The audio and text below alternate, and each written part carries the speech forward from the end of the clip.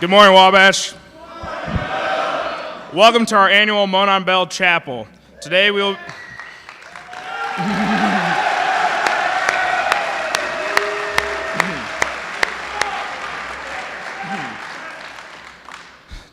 be hearing from our four senior football captains, Skip Tokar, Matt Kraft, Brian Watson, and Matt Hudson.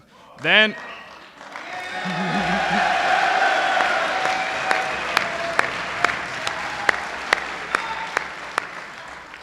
following them, we will hear from Coach Raeburn.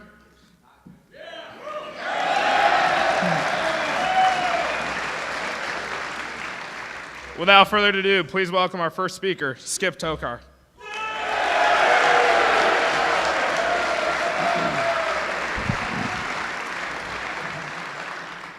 Now, before we get this started, I just want everyone to know I'm not a rhetoric major like Matt, so I'm just an econ major, so forgive me if it's not quite as good as his. I think you might notice a couple sections of the speeches that I borrowed from some other things, but it's all what I feel, and it's all, it's all coming from my heart. So I guess what it comes down to, it's 8 years of my football career, more than 8 years leading up to this Saturday. 4 years of my Wabash experience culminating in this event on Saturday. And I've been thinking about this game every single day since last year. It's been tearing me up inside, and I want to get back on the field so that we can go out there and prove that Wabash is the best. Thinking back to last year, I finished the game, and I was actually on DePaul's side of the field. We were driving down, and it was out of reach. A couple of touchdowns. I was already really upset about it. And then their fans, they rushed the field, even though we agreed that they were going to let us shake hands. The fans were rushing the field, bumping into me, drunk people coming and trying to knock me over. And it was freaking ridiculous. Still, to this day, it makes me upset thinking about that, and it's tearing me up inside. I had this empty feeling, and I didn't quite know why. Again, like I said, I was thinking about it every single day, every single moment. Wabash alumni would come up to me, or other people come up to me and ask me about this game, saying it's a big game. Are you thinking about it? Of course I'm thinking about it.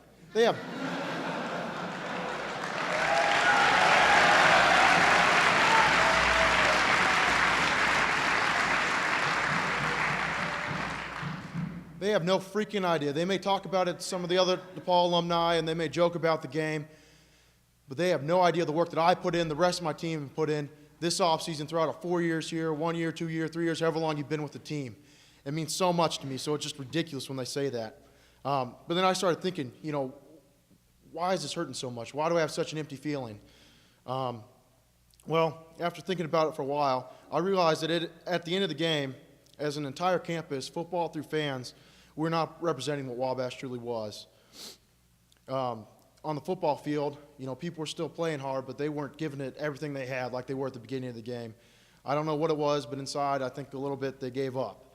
The same with the fans. I saw fans not cheering us on, but they were yelling at each other. The Sphinx Club, people in the crowds, they're yelling at. We weren't focused on the one thing, which is Wabash, and winning the game. We were not living what Wabash truly is. We're not representing Wabash. I realized that this game is not necessarily about us hating the Dannies, even though we do. It's about us. It's about who we are and what we represent. And we need to make sure the focus is on that this week. It took me a semester away from this school when I was studying abroad to fully realize this. Stepping back from the situation, I was able to see that even though Wabash is tough at times, that's why I love it. It challenges me. It gives me that sense of family. It pushes me to the limit and forces me to fight for every single inch. If we were to win on Saturday, we need to do this as an entire campus, as an entire fan base, and we need to fight for what makes Wabash great. We need to represent what makes this school great. Life is a lot like Wabash. It's a game of inches. Because if you're going to be successful, it forces you to work for every single inch. That is why we are great. At Wabash, we fight for that inch.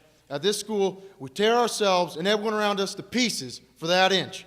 We claw with our fingernails for that inch. Because we know when we add up all those inches, that's going to make the freaking difference between winning and losing.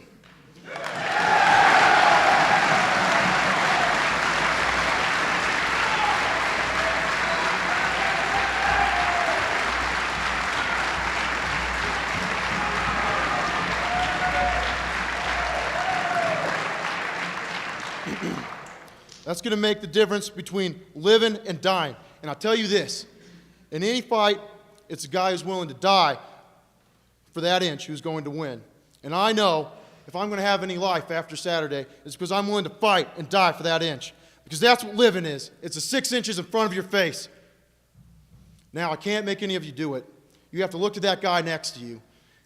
You have to look into his eyes. And I think you're going to see a guy who's willing to go that inch with you. You're going to see a guy who's willing to sacrifice himself for our school. Because he knows when it comes down to it, you're going to do the same thing for him. That's Wabash, gentlemen. And if we're going to win Saturday, that is what we're going to have to do to win. Now the question is, what are you going to do?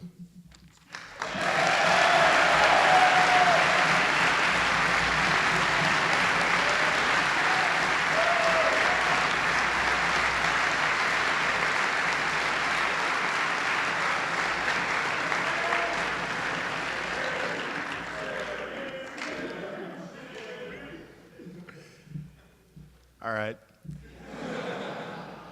Now, when I learned I was a captain, the first thing I thought of was, crap, I got to give a Monon Bell speech. What am I going to say? Like Skip said, I'm not a rhetoric major, like Matt and Evan Isaacs and Pat Long, high pass.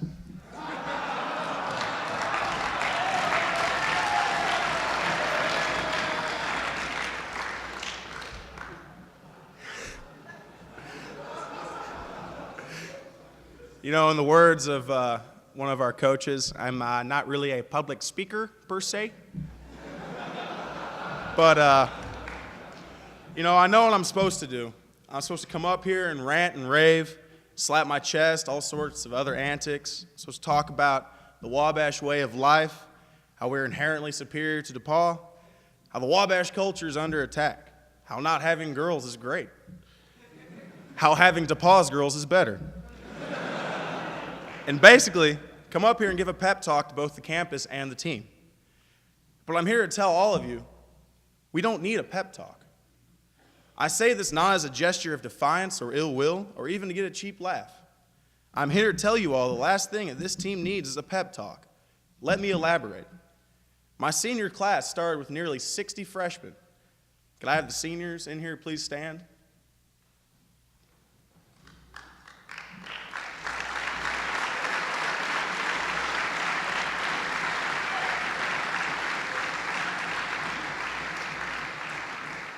It's a lot less than 60. We've been through the trials of preseason camp, of season-ending injuries, of the academic hardships of Wabash. We've been through 6 a.m.s. After being up till the wee hours of the morning, working all the coursework that keeps all of us up here at Wabash. We've been through great triumphs and tragedies. We've each dealt with our teammates and ourselves. And I'm here to tell you all, this is the only group of players that I want to be on the field with. We've got guys like Evan Isaacs, who's been through so much, through injuries and, knee surgery. And he still comes back, hungrier than ever. He doesn't look for an excuse. He just comes out and dominates D linemen. And there's Skip Tokar. I've known him since freshman year of high school, and I can tell you, when he came in as a freshman in high school, he could barely get down in a stance. And now, he's a 3-year starter and one of the most respected O-linemen in the conference. The man wants it. Or Matt Hudson. He played one of the best games of his career with a collapsed lung. Who here can say that? Anybody? Or campus favorite, Denver Wade. He worked so hard that one day he nearly passed out he did pass out in the shower. He has no off button, and no one has more passion than this man. Or Chad Sorensen. He's a near 4.0 GPA Div 1 major. And all you Div 1 majors who, kind of hold your nose up in the air because you're a Div 1 major, you cannot say anything to Chad Sorensen. You know what kind of work he puts in. And on top of that, he'll flat knock your teeth out. Our running backs know how hard he brings it when they go untouched through a hole. And Chris Schweigel. He's fought through more injuries than any of us can even realize. And still, he works to get back on the field, and he's going to make an impact on Saturday. Speaking of injuries, there's Dan Edelman. I can't tell you how many times the trainers have put him on the not practicing list, and how many times he's told them to piss off and suits up and still comes out there and excels.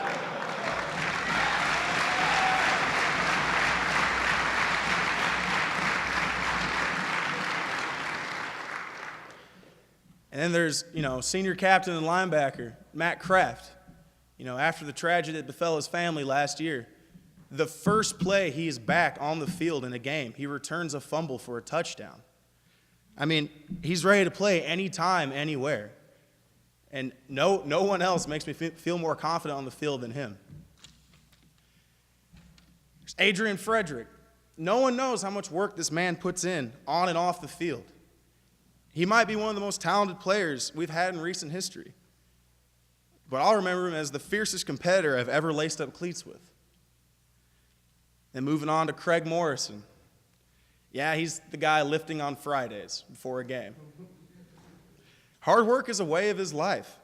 And he might be the straight-up meanest O-lineman I've ever played with. He's nasty. And there's Robert Campbell, or affectionately known as Bob Campbell. He asks no questions, makes no problems about playing time. Every day he does anything he can possibly do to make our team better. I've seen him watch film of other offenses just to emulate one of their O-linemen. And if some of you guys walk by the practice field and see somebody in a kind of DePaul-ish uniform, it's because Bob, he goes by the trouble of emulating the other team so much that he will tape his helmet, he'll wear a different jersey just to look like them. And there's Jeremy Morris, JMO, as you all know. He came back from California here to Crawfordsville for another year, for another go-around. That says enough about him. Compare the two places. You know what? No one comes out more intimidating than him. He'll freaking bury you. Kenny Coggins, affectionately known as Coggins, you freaking moron, and Coach Raeburn. But I'm here to tell you he's not a moron. He knows every position on the field. At one point in one of our games this year, he motioned to the defensive secondary. Granted, he's a D lineman. He motioned back to them a coverage audible. And, that's kind of my job. So I looked at him like, But he knows what he's doing. He knows what everybody on the defense is doing. There's really not a smarter football player out there. And Jake Groh, he's been through so much, from missing his freshman year from injury to coming back and fighting to be 100%. And he brings it whenever he gets the chance. He's one of the smartest football players I've ever had the privilege of playing with. And any of the wideouts and the core, as you guys call it, yeah. Any of you wideouts can attest to how much he knows about the game. And there's big number 94, Matt Wide. He and I toiled on the second team together, and we both started together. And I can tell you, he's been successful on the field, not because, not mainly from talent. Don't get me wrong, he's very talented. But mainly because he's a football player to his core, through and through. And in his own words, he's just a big, nasty guy on the field. And there's Rich Fern. He's kind of had a different path to join our senior class. But I can tell you, anybody can tell you, how much fun it is to have Fern on the team and how he contributes, even though he probably doesn't even realize it. And then there's Seth Tishner, number 99. Quietly, he's one of the more solid contributors on the team. He produces under the radar, and quite frankly, he does his assignment. And then there are guys like Kearney and Kring who would kill to be on the field with us. But I know that in those stands, they'll be there, and they'll be screaming their head off for us. This class of seniors is special. This entire team is special. I could stand up here and tell stories about every member of this team, but, I don't want to be here for 4 or 5 hours. And I'm sure it's the same for everybody in this college. You've all been through so much just to stay here and be here at Wabash and make it through this place. And because of this, I'm telling you, you don't need a pep talk. You know what needs to be done. We know what needs to be done. We've known this since last year. Going through 6 A's, all these guys, and seeing that look in their eyes, no words need to be said. I assure you, this team and this college, like I said before, we do not need a pep talk. We all know what needs to be done on Saturday, and I'm here to say that it will be done. Thank you.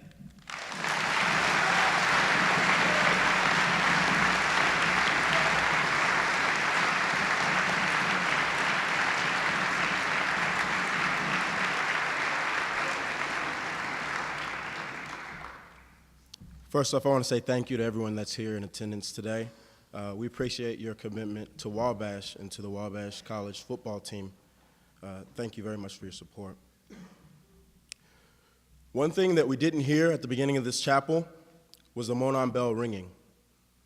It usually comes down this aisle ringing, and it sets right there when we have it. And it doesn't set well with me that didn't happen this morning. When we have the bell, it hangs proudly in the Allen Center for all to see, and it sits on the chapel stairs for this whole week, just ringing for everyone to see it and to hear it. That doesn't set well with me. The fact that half the students here on campus, I'm having to tell them what we do when we have the bell, that they haven't touched it. None of that, it sets well with me, none of it. I feel this way because the bell is a physical manifestation of what it is to be a Wabash man and to be a part of the Wabash community. I didn't quite understand that in my freshman year when the seniors were telling me, the campus just doesn't feel the same without the bell, but now I can personally attest to that statement. And I've thought quite a bit about this coming Saturday. Thank you for the reminders, though, from my students and from faculty that this is a big game. Thank you, just in case I forgot. I appreciate that. But this Saturday is our opportunity to change that. I know quite a few DePaul students and alumni, and just in case I forgot, they do a great job of letting me know as well that they have the bell. Thank you to them. Some in more tasteful manners than others. And they seem to get a lot of pleasure and pride out of, seeing me squirm and try to be cordial and hold my composure as they talk about the bell. That's where they get their pride from, for the majority of them. Out of seeing, how much it really just irks me that they have it. I'm sure we poke fun at them when we have the bell as well. That's part of the rivalry. That's part of the fun that it is. But we gather our pride from knowing that the bell is in its rightful place when we have it. Among those that cherish its beauty, that cherish its history in a visible manner every day. We gather pride in knowing that the men before us are honored when the bell is here at Wabash. Bragging rights are fun, but there's more to our pride than that. We as a campus want the bell more than our neighbors to the south. Me personally, there's multiple reasons why I want it. From my fellow football brothers that have put in time for this very day. For the players past that didn't get the opportunity to win it. For alumnus, this is so big for them. In the workplace, this is all that they're talking about with DePaul alumnus as well. For my family and friends, coaches, past and present, we as a football team, we as a community, we owe it to them. However, I've come to realize that talk at times, especially at times like this rivalry, it can be cheap. People say a lot of things, but action is something that can be quantitatively and qualitatively measured. And as a football team this Saturday, we're going to let our shoulder pads do the talking. Wabash, it's been way too long since the flim-flammery and shenanigans that comes with the bell have been here on campus, and some of you know what I'm talking about. It's been way too long since I've heard the bell ringing through the night, since it's hung proudly in plain sight in the Allen Center, daring anyone, daring the opposition, those DePaul students to the south, to come and get me. There's a feeling of pride that creeps into my very essence when I see that the bell is here where it belongs. And on this Saturday, we plan to get that feeling back. Thank you.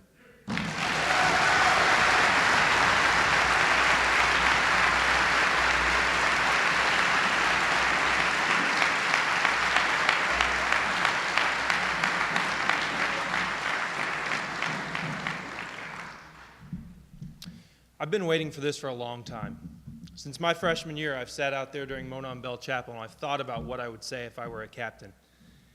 I figured it would be a speech about keeping the bell, about retaining the symbol of this rivalry. But things haven't worked out that way. I've thought I would come up here and talk about Wabash as a family, not only in football, but this community. But that's not what I'm here to talk about. I'm here to talk about second chances. The reason I'm here today is because of the Bell game, and I literally mean that. I am here because of the 2005 Monon Bell game. Now, it may seem blasphemous, but I attended the Bell game at DePaul that year as a guest of DePaul. 2005 was a back-and-forth game that was mainly controlled by the wind until one Wabash player stepped up to the plate and controlled it himself. Senior quarterback Russ Harbaugh got the bell back that day for the Little Giants due to his heroic plays during the fourth quarter. Russ showed such determination and leadership by the plays during that fourth quarter that got the bell back for Wabash. And I didn't only learn about Russ Harbaugh that day, but I learned about Wabash College. As my parents and I sat in the DePaul stands, surrounded by DePaul people, I could literally hear the Wabash crowd better than what I could hear the DePaul crowd sitting around me. I learned that day how passionate Wabash is about football. I learned that day how passionate this community is about this college. And I learned that day that Wabash simply could not be the same without that bell hanging in the Allen Center. Now, 2 years later, I went down to Blackstock Stadium, naive about what I was about to encounter. Never had I encountered such a hostile environment, being flipped off by everyone in the parking lot as our buses rolled through. Never had I played in front of nearly 10,000 people, half of which wanted me to fail more than anything in the world. And never had incriminating pictures of me shown up on another team's Facebook site. But that happened too. And that day, I was part of one of the greatest games in the history of this rivalry. That day, a 47-yard field goal sucked the life right out of this campus. And it hasn't returned yet. But that's okay, I thought. I'm a sophomore. I have 2 Bell games left, and we still have the playoffs. But the playoffs came and went, and the loss to DePaul still stung. Last year was our shot at redemption. No way was that school from down south coming into our house and leaving with that bell. But they did. I played the worst game of my life in front of the biggest crowd I've ever played in front of. And although most of you have probably never heard me say it, I take full responsibility for what happened last year. And as painful as that loss was, I kept telling myself, it's okay. You still have the playoffs. You still have one more Bell game. That was me being naive. That night, an acquaintance of a friend of mine jokingly asked me if I knew what color jersey I was wearing that day. He didn't get it. I was never so close to punching someone in the face as what I was when he said that. But he wasn't a Wabash guy. He didn't get it. Because no Wabash man in their right mind would have been joking after what happened last year. But it's okay, I thought. I'll show him next year. Well, next year is here. My entire career has been littered with second chances. The playoffs have been nothing but an excuse. Next year's Bell game has been nothing but an excuse. This is my last chance. This is these guys' last chance. And this is this team's last chance.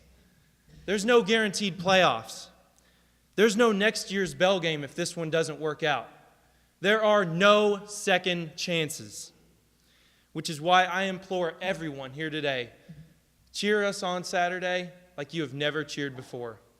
Cheer us on like this is the last football game you will ever attend. To all you football players out there, play every single play like it's the last play you will ever play. Because for some of you, it may be. I'm going to close with this. Like Skip said, there is no question that we get more tired of answering than are we getting the bell back. And what the heck are we supposed to say? I mean, seriously.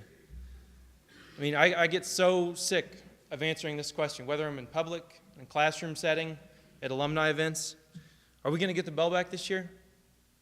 It's not, are we going to win conference? Are we going to get the bell back this year? Doesn't matter where I am. Are we going to get the bell back this year? President White, would you please stand? Ask me that question. Hell yes.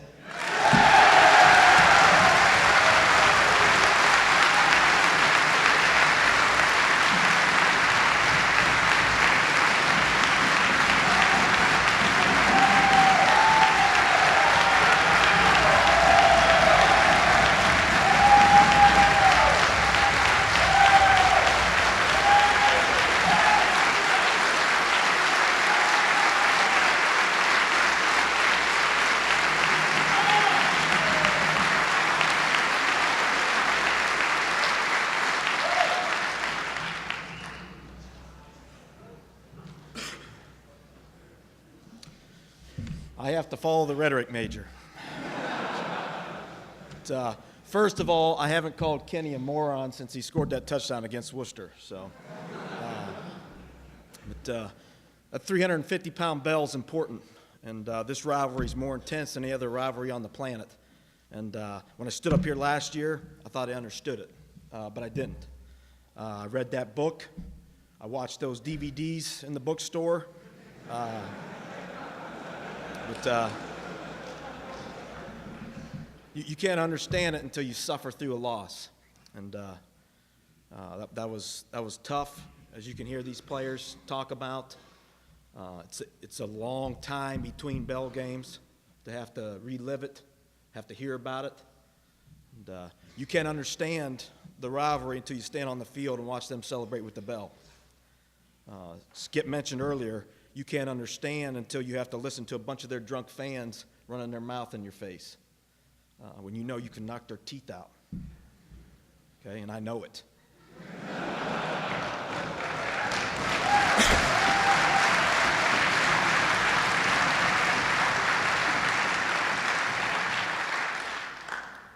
But you can't do it because it's part of the punishment. It's part of the rivalry. You got to take it. That's your curse for the next year. You got to put up with them. You can't understand how big a rivalry it is until your kindergarten son brings home some of his schoolwork the week after the bell. His assignment was to draw a picture and then write a sentence describing the picture that he drew. And you can see this is the one he brought home the week after the bell. You can see our field, all the stands, the people around there. And then the sentence describing it was, "I was embarrassed when Wabash lost the football game." Okay? So I didn't know whether to hug him or beat him. But I was proud of him because I was embarrassed too. And if he learns how to spell better, he'll get to come to Wabash and have a chance to play in 4 of those, hopefully. But you can't understand that rivalry until you suffer through one of those losses. And I've been suffering for a whole year, and so have all these other guys. Several weeks ago, one of our senior players was in my office. He had suffered a serious injury, and it was obvious to everybody else, me, the trainers, the doctors, that he likely had played his last game, and I was worried, that he's really depressed about it and down in the dumps. So I wanted to try and encourage him, and so I explained to him that that last football game he played was one of the best football games I've ever seen anyone play, and I don't hand out too many compliments. And I told him, if that ends up being the last football game you play, you ought to be really proud. And man, he looked me dead in the eyes and said he's playing in the bell game because it would haunt him for the rest of his life if he didn't. Okay, so he understands. All the alumni that I meet, the guys that played football, when they introduce themselves, they follow it up with their record in the bell game, because that's how important it is. They don't follow that introduction up with, "Hey, I'm the number one guy in my profession," which most of them are. I made this much money since I graduated Wabash, which most of them have made a lot. Okay, they introduce themselves followed by their record in the bell game, because after you graduate here, those 4 games, those are the most important 4 games of your life. Those are the 4 games that matter most. Okay, I understand that now, and our players do too. And my name's Erik Raeburn, and I'm 0-1 in the bell game, and I'm sick of it. And on Saturday, our play's going to show it.